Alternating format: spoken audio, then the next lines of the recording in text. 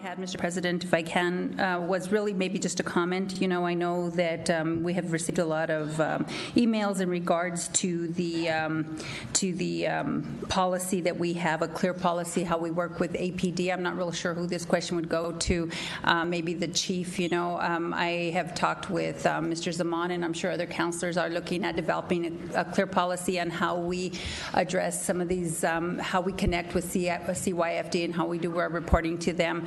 Something that I'll work on, and I'm sure other councillors are probably talking about doing the same thing. So, but in the meantime, you know, I would really love to hear from the chief to see how, when we're running and encountering these situations, what we're doing in the interim to address that. Mr. President, perhaps you could restate the question. What policy regarding what? Councillor, Mr. President. So a policy on how we actually refer to CYFD.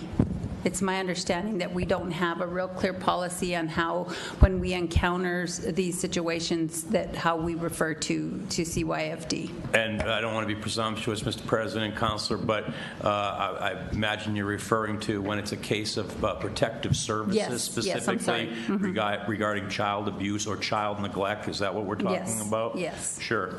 Let me see if someone from the Chief's office would like to come down and address that specifically. We'll have someone from APD. They'll introduce themselves to you, state their names for the record, and then provide a response. Thank you. Hello. Good evening. I'm Sergeant Evans with the Crimes Against Children Unit, the Albuquerque Police Department.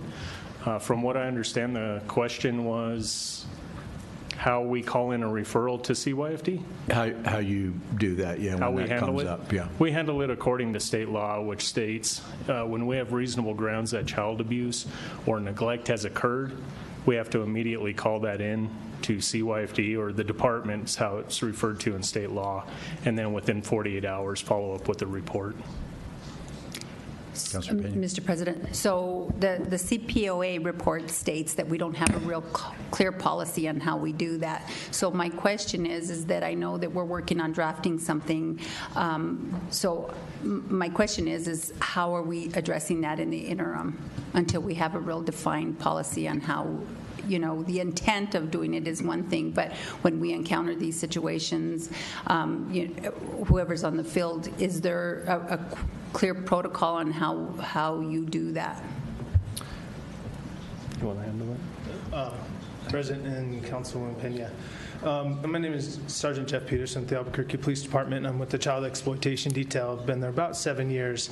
And what sounds like is there's a couple of different, the process is a little complicated as far as, so if a call comes into APD about abuse or neglect, so there's two agencies that handle the abuse or neglect, the potential of abuse or neglect. Citizens and everyone are required to call in suspicions of abuse or neglect, either to law enforcement or to CYFD. Once a call comes in and it's handled by APD, we dispatch officers to investigate, primarily investigate whether or not this is a valid allegation of abuse or neglect. Once that happens and reasonable suspicion has been met, we will immediately contact CYFD and then handle within 48 hours. Our policy is a little bit more stringent than that. By the end of shift, we send up a report to CYFD based on what we found. That's how we handle referrals as they come in. State law mandates that CYFD also do the same thing when a report comes into them. It's their responsibility to do that primary investigation and then cross-refer to APD once they find something. So that is how the process is and works. We go a little bit above and beyond that, in that APD receives every CYFD referral that comes in to CYFD, and we try to go through every single referral that comes in and double check that. However, that's not mandated by state law. Correct. So there's a duty to report, yes, but do you have a written specific policy that you have to follow? Because I know there's some policies written for different agencies and organizations, how they report. I mean, there's a duty to report, so you're obligated to report based on state statute. But then, is there a written policy on how it's handled, how you report, what you report, how you follow up? That's kind of what I was referring to. I can go ahead. There's no written policy. Right, so that's what I within. was, thank you, Yeah. Mr. President, sorry. So that's what I was saying. So, I really want to work on getting that addressed in terms of a policy. It was in the CPOA report that we didn't have a written policy, so I want to work on that. So I was asking, is in the interim, how will you address that to ensure something that, like what happened, doesn't happen again in this period of time? Because I understand what you're saying. You're saying that you're reporting on your duty to report, but then what?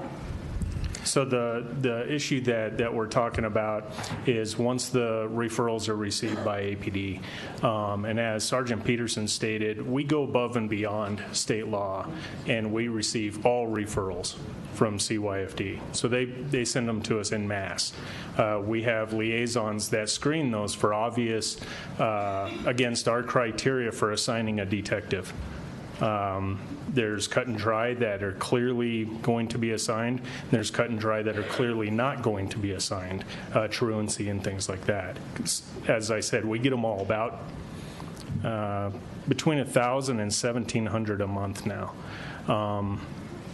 The ones that are concerning but don't meet our criteria for assignment are staffed with me. Now, I go through all of them that are assigned, but when they're concerning, the liaisons staff them with me, and I make the ultimate decision whether to assign that case or not. What we've done since the Martens case is we have been sending those cases that don't meet our criteria, and I make the decision not to assign a detective to. We call in a report to field services, and we have an officer go check.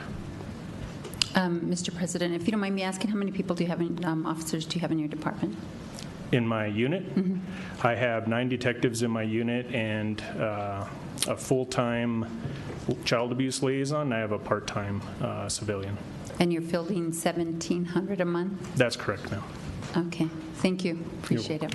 Councilor Davis, follow up. Not to these gentlemen. Okay. Other point. Thank you. All right. Thank you, gentlemen. Thank you.